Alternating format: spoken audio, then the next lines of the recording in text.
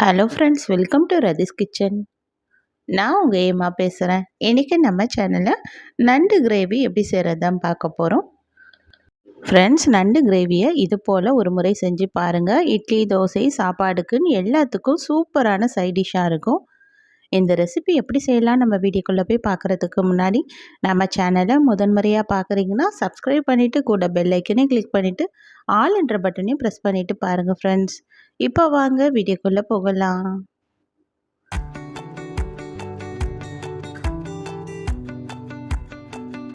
Friends, இந்த நண்டு gravy செய்கிறதுக்காக இப்போ நான் 1 கிலோ அளவுக்கு நண்டு இதை கட் பண்ணி நல்லா க்ளீன் பண்ணி எடுத்துருக்கேன். இதை நல்லா தண்ணியில் நல்லா சுத்தமாக வடிச்சிட்டு ஒரு பிளேட்டில் வச்சு அப்படியே நம்ம இட்லி பாத்திரத்தில் ஆவி கட்டிக்கலாம். இப்போ இதை ஒரு மூடி போட்டு மூடி ஒரு 10 நிமிஷத்துக்கு மீடியம் ஃப்ளேம்லேயே அப்படியே விட்டுடலாம். நம்ம நண்டு இது போல் ஆவி கட்டுறதுனால ஈஸியாக நண்டு வெந்துடும். அது இல்லாமல் இதை நம்ம உடைச்சோன்னா நல்லா சொலையாக நமக்கு அதில் இருக்கிற சதையெல்லாம் நமக்கு ஈஸியாக உடைக்க வரும். அதுக்காக தான் இது போல் நான் ஆவி கட்டுறேன். இப்போ 10 நிமிஷம் ஆனோடனே நண்டு நல்லா வெந்துடுச்சு. இப்போ இந்த நண்டு நல்லா வெந்து இதில் இருக்கிற தண்ணி எல்லாம் இதை பிளேட்டில் இறங்கியிருக்கு. இதை அப்படியே எடுத்து வச்சுக்கலாம். இப்போ நம்ம இந்த நண்டு கிரேவி செய்கிறதுக்காக இப்போ ஒரு பேன் வச்சுருக்கேன் ஸ்டவ்வில். இதில் 2 டேபிள் ஸ்பூன் அளவுக்கு எண்ணெய் சேர்த்துக்கலாம். இப்போ எண்ணெய் நல்லா சூடானதுக்கப்புறம் இதில் 1/2 ஸ்பூன் அளவுக்கு சோம்பு சேர்த்துக்கலாம். இது கூடவே லவங்கப்பூ 2 சேர்த்துக்கலாம். சீ ஃபுட்டுக்கு எப்போவுமே மசாலா ஐட்டம்லாம் கொஞ்சம் பார்த்து குறைவாக தான் சேர்க்கணும், இல்லை காரம் அதிகமாக எடுத்து கொடுக்கும். இது கூடவே ஒரு சின்ன துண்டு அளவுக்கு பட்டை சேர்த்துட்டு மீடியம் சைஸ் வெங்காயம் 2 ஸ்லைஸ் பண்ணி சேர்த்துக்கலாம். பெரிய வெங்காயமாக இருந்தால் 1 சேர்த்தா போதும். இது கூட பச்சை மிளகாய் 2 இது போல் உடச்சிட்டு சேர்த்துக்கிறேன். இந்த வெங்காயத்தோட பச்சை வாசனைலாம் போயிட்டு கொஞ்சம் கலர் மாதிரி வரணும். அந்த அளவுக்கு நம்ம அப்படியே மீடியம் ஃப்ளேமில் வச்சு வதக்கி விடணும். இப்போ இது கூடவே 4-5 பல் பூண்டு, ஒரு சின்ன துண்டு அளவுக்கு இஞ்சி சேர்த்துக்கலாம். இஞ்சி தோல் சீவிட்டு நல்லா ஸ்லைஸ் பண்ணிவிட்டு சேர்த்துட்டு இதையும் இந்த வெங்காயத்தோடவே சேர்த்து நல்லா வதக்கி விட்டுடலாம். இது எல்லாமே நல்லா பச்சை வாசனைலாம் போயிட்டு கலர் மாதிரி வரட்டும். ஒரு 2 நிமிஷம் ஆனதுக்கப்புறமா இந்த வெங்காயத்தோட கலர்லாம் நல்லா மாறி வர ஆரம்பிச்சிடுச்சு. இந்த நேரம் நான் இதில் மீடியம் சைஸ் தக்காளி 2 எடுத்து சேர்த்துக்கிறேன். இந்த தக்காளியும் இந்த வெங்காயத்தோடு சேர்ந்து நல்லா வதங்கி வரணும். இந்த தக்காளியோட பச்சை வாசனை போயிட்டு கொஞ்சம் நல்லா சாஃப்டாக ஆகணும். அந்த அளவுக்கு நம்ம வதக்கி விட்டுடலாம். இதையும் ஒரு 2 நிமிஷத்துக்கு வதக்கி விட்டுடலாம். இப்போ தக்காளியும் ஓரளவுக்கு வதங்கி வர ஆரம்பிச்சிடுச்சு. இப்போ இது ஸ்டவ் ஆஃப் பண்ணி விட்டுட்டு இந்த சூடுலேயே 1/2 ஸ்பூன் அளவுக்கு கசகசா சேர்த்துட்டு நல்லா கலந்து விட்டுடலாம். இது நல்லா ஆறட்டும். இது நல்லா ஆறி வந்தோடனே இதை நம்ம அப்படியே மிக்ஸி ஜாரில் சேர்த்துட்டு கொஞ்சமாக தண்ணி சேர்த்து அரைச்சி எடுத்துக்கலாம். இப்போ நல்லா ஆறின வெங்காய தக்காளியெல்லாம் எடுத்து இந்த மிக்ஸி ஜாரில் சேர்த்துக்கலாம். இது கூடவே 2 தேங்காய் பதி இது போல் திருகிட்டு சேர்த்துக்கிறேன். நீங்கள் தேங்காயை இது போல் திருகிட்டு சேர்க்கலைன்னா மிக்ஸி ஜாரில் முன்னாடியே தேங்காய் போட்டு நல்லா அரைச்சிட்டு அதுக்கப்புறமா இந்த வெங்காய தக்காளி சேர்த்து தண்ணி சேர்த்து அரைச்சி எடுத்துக்குங்க.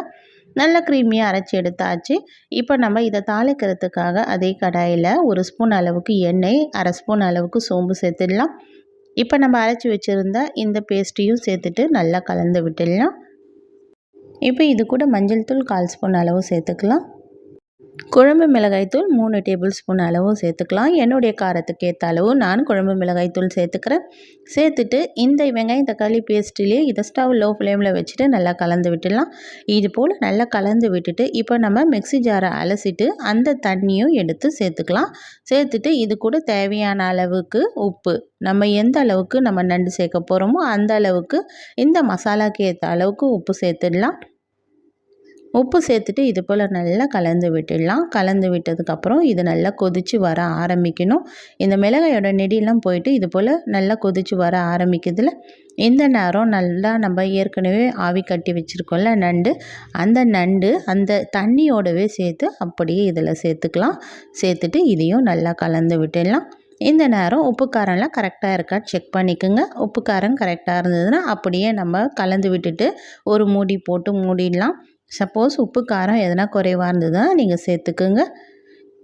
எனக்கு இந்த மிளகாயோட காரம் விட மிளகுத்தூள் காரம் ரொம்ப பிடிக்கும். அதனால் இதில் 1/2 ஸ்பூன் அளவுக்கு வீட்டிலே அரைச்சி வச்சுருந்த மிளகுத்தூள் சேர்த்துருக்கேன். நண்டில் இது போல் மிளகுத்தூள் சேர்த்து செஞ்சோன்னா நமக்கு உடம்புக்கு ரொம்ப ஆரோக்கியமாக இருக்கும்.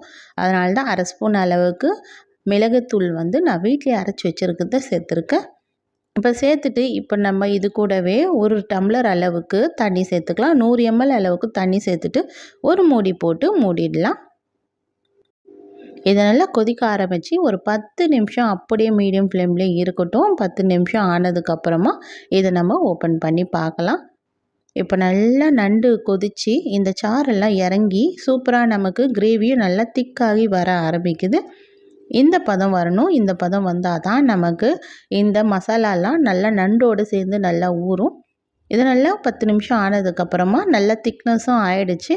இந்த ஸ்டேஜில் நம்ம கொத்தமல்லி தாராளமாக கட் பண்ணி சேர்த்துக்கலாம். அவ்வளோதான். இப்போ சூப்பரான நண்டு கிரேவி நமக்கு ரெடி ஆகிடுச்சு. இட்லி, தோசை, சாப்பாடுக்கு எல்லாத்துக்குமே சூப்பரான சைட் டிஷ்ஷாக இந்த நண்டு கிரேவி நமக்கு ரெடியாக இருக்குது. கண்டிப்பாக நீங்களும் வீட்டில் ட்ரை பண்ணி பாருங்கள் ஃப்ரெண்ட்ஸ். ட்ரை பண்ணி பார்த்துட்டு எப்படி இருக்குன்னு எனக்கு மறக்காமல் கமெண்ட் பண்ணுங்கள். இந்த வீடியோ உங்களுக்கு பிடிச்சிருக்குன்னு நினைக்கிறேன். பிடிச்சிருந்தா ஒரு லைக் பண்ணுங்கள். மறக்காமல் நம்ம ரதீஸ் கிச்சனையும் சப்ஸ்கிரைப் பண்ணிவிடுங்க. தேங்க்யூ.